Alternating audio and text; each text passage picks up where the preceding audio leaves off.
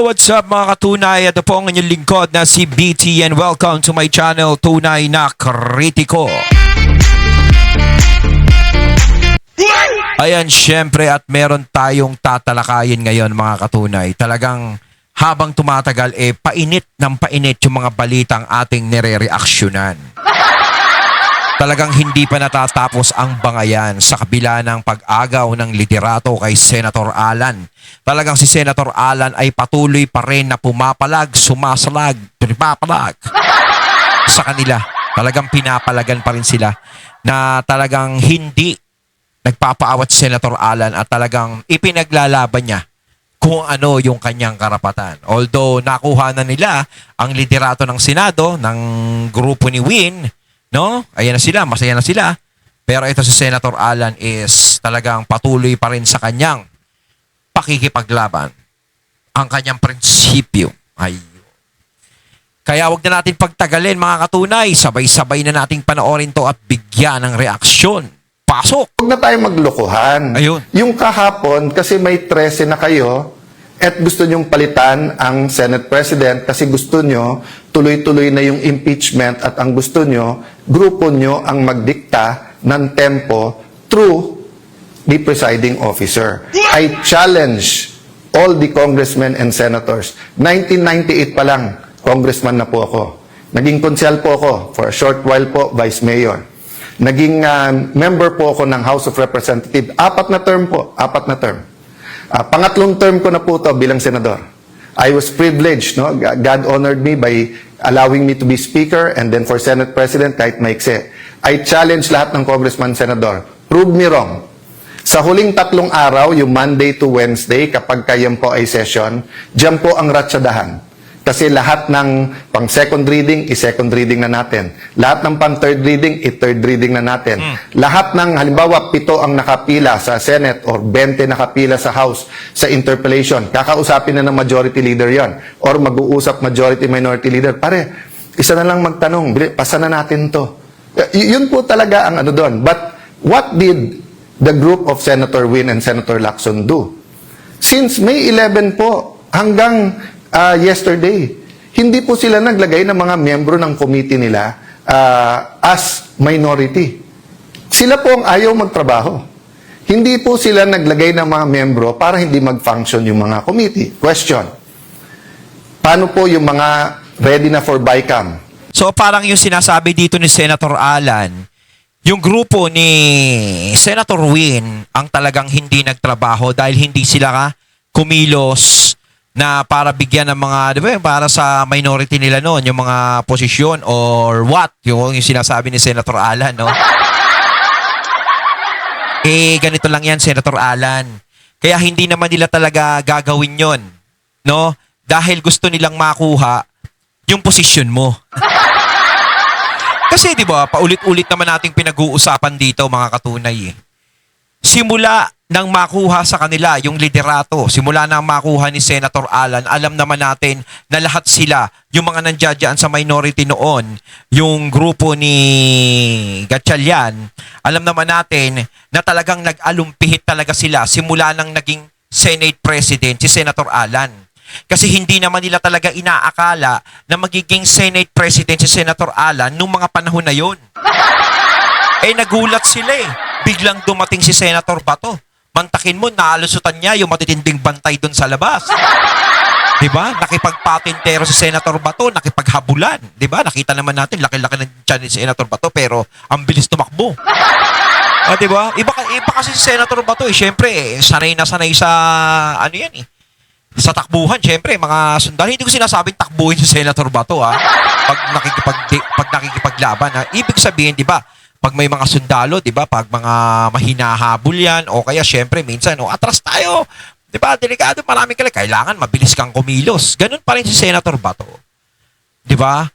Buong akala siguro nila is mahuhuli si Senator Bato doon pa lang sa gate, hindi nila alam na makakapasok doon sa loob ng Senate.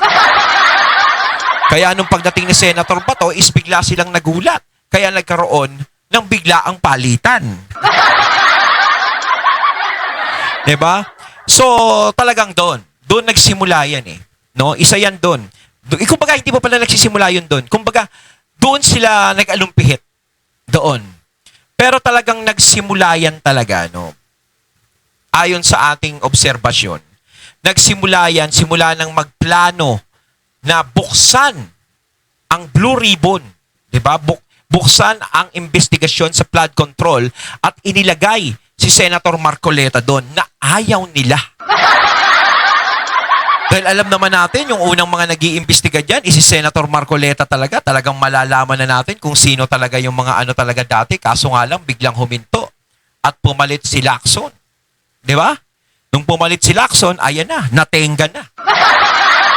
So eto na naman is bumalik na naman sa kanila at si Senator Erwin naman, ang chairman ng Blue Ribbon, na siyang inaakusahan naman ng 18 Marines na hindi dapat siya ang nakaupong chairman ng Blue Ribbon kasi may akusasyon sa kanya. At lagi ko rin sinasabi na maaaring maging personal kay Senator Erwin yung mga bagay na yon once na imbestigahan niya uli yung 18 Marines kung iimbitahan pa nila yan. Di ba? Kasi sa tingin ko parang inaano na lang nila yan na di naaanuhin yan. Parang, syempre, doon sila nadadamay. Oh. Kaya dapat para sa akin, may kasalanan man si Senator Erwin o wala, inosente man siya o hindi dapat siya ang maging chairman ng Blue Ribbon. Ang dapat talagang maging chairman ng Blue Ribbon ay yung malinis at walang bahid. 'Di ba? Hindi naaakusahan. No? Although sinasabi ko nga dito, hindi ko naman sinasabing guilty o may kinalaman si Senator Erwin. Ang sinasabi ko lang dito, bawal naman talaga na merong akusasyon sa iyo, totoo man o hindi, na nakapwesto ka dyan sa Blue Ribbon kasi magiging personal sa iyo lahat ng investigasyon na gagawin mo. Ganun yun. Diba? At saka yung sinasabi nga ng Senator Alan, tama. Dapat dati pa sila kumilos, nagtrabaho, nagreto-reto sila ng mga kung ano-ano dyan. Diba?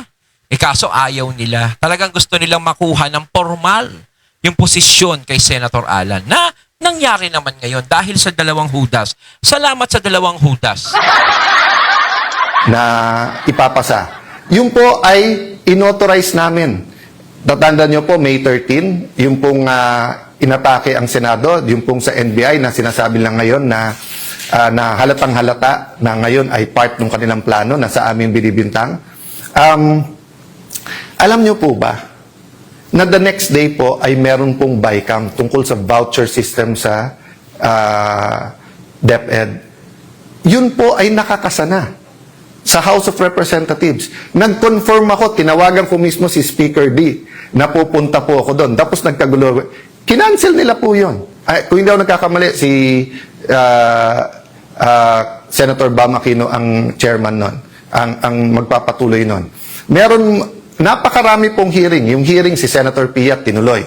Yung kay Senator Pangilinan, nagtanong naman siya sa floor, pero sunod-sunod na batiko sa iba't ibang mga pahayagan at online, kawawa daw yung farmers, dumating po sa Senate, tapos pagkatapos hindi pinakinggan. Kawawa po talaga kasi nagamit sila. Kasi pwedeng ituloy ang hearing. Hindi nila tinuloy. So yung sinasabi po nilang hindi nagtrabaho, waling-waling po yun. No? Walang katotohanan, panay kasinungalingan. No? And that's why, yes. Ko, kitang-kita naman natin na nagtatrabaho naman talaga at gustong magtrabaho nila Senator Alan. 'Di ba? Kitang-kita naman natin. Kita nyo naman yung Blue Ribbon tinuloy nila. Nila Senator Alan. Kaso nga lang, ang mga may ayaw silang magtrabaho ang mga ayaw silang magtrabaho sa kanila na yung mga ayaw na magtrabaho sila is yung mga tao diyan kay Gatchalian. At sige, ganyan yan. Di ba? Kung ano-ano pinagsasasabi nila sa Senado na kesyo merong threat, di ba? Merong threat, ganito, ganyan, ganyan. Tapos special session, wala nang threat. Yung tipong nabalitaan nila, uy, pupunta daw, may threat tayo ngayon sa Senado, ganito, ganyan, ganyan, ganyan. Tapos mga ilang araw, nabalitaan siguro nila, uy, pupunta si Villanueva. Di ba? A-attend daw. O siguro, tanggalin na natin yung mga threat na yan. Open na ngayon ang Senado.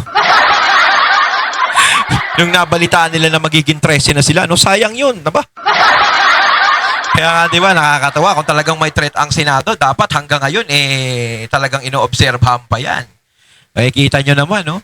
Nung bumaliktad si Joel, nawala yung threat. Sinabi, no, magtrabaho na tayo, magtrabaho. Sila, Senator Alan naman, nagtatrabaho naman sila.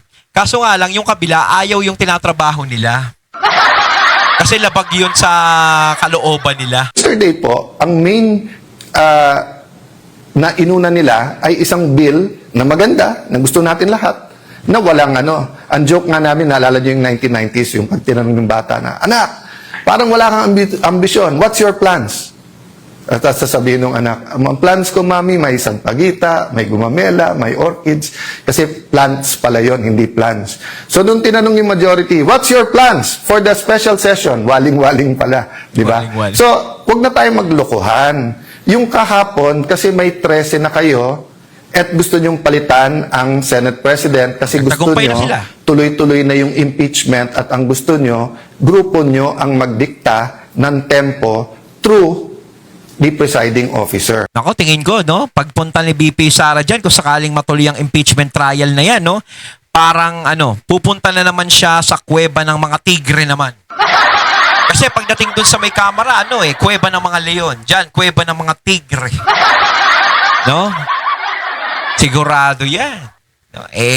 Question mark sa atin yan kung talagang magiging transparent sila kay BP Sara pagdating sa impeachment trial. Pero sigurado naman is pinaghahandaan na ni BP Sara yan. Alam niya na kung ano yung mga isasagot niya dyan pagdating niya sa impeachment trial dyan sa Senado. Dahil malamang naramdaman niya yan Dahil ang mga nakaupo na dyan, ang liderato dyan ay magkakakampi na. Di ba? Pero syempre, huwag ka pa rin mag-alala dahil nandiyadyaan pa rin ang iyong mga kakampi, BP. Di ba? Although kahit sabihin natin na natalo sila sa bumalik uli sila sa pagiging minority, pero siguradong hindi naman pababayaan si BP Sara niyan.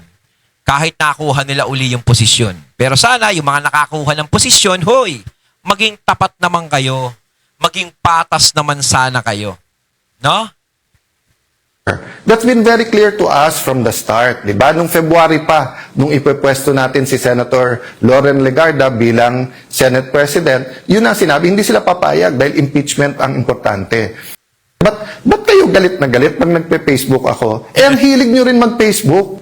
So sasabihin nyo, hindi, kasi mas maraming nanonood kay Alan Cayetano kasi nagsasabi ako ng totoo. Ayun. Hindi naman parating mas maraming nanonood sa akin. Bakit last Yan nga yung sinasabi nila kay Senator Alan Lagi ka na lang nasa Facebook, hindi ka daw nagpupunta sa Senado, Senator Alan. Kung pupunta pa sa Senado sa Senator Alan, baka mamaya mapikon kayo lalo kay Senator Alan, hamunin nyo na suntukan niya.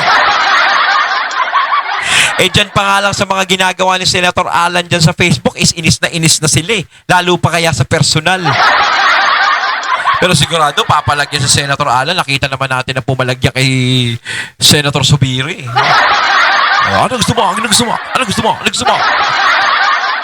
year ba, mas maraming nanonood sa iyo. Rafi at Erwin Tulfo. Problema, nabuko kayo na may tinatago kayo. Di ba? O kung hindi lang sa sarili, para pati din sa Malacanang. So, wala. Natawa ako dito sa mga nasa Gatchalian Block no? Puro mga nai-issue sa kanila ngayon, puro chika babes. Kay Erwin, kay Rafi, kay Joel. Mga nai-issue, puro mga chika babes. Mga ano kayo mga pilyo kayo nakikita naman natin doon sa mga binabalita doon sa mga nababalita natin sa social media. Tapos may binalita pa yung yung bilyonaryo na may pinanood tayo sa reaction kay PH Update na napanood ko. I-reaction ko dapat yun, kaso wag na, baka mamaya mainisa ka si Joel. Ayo puro kay Chica Babes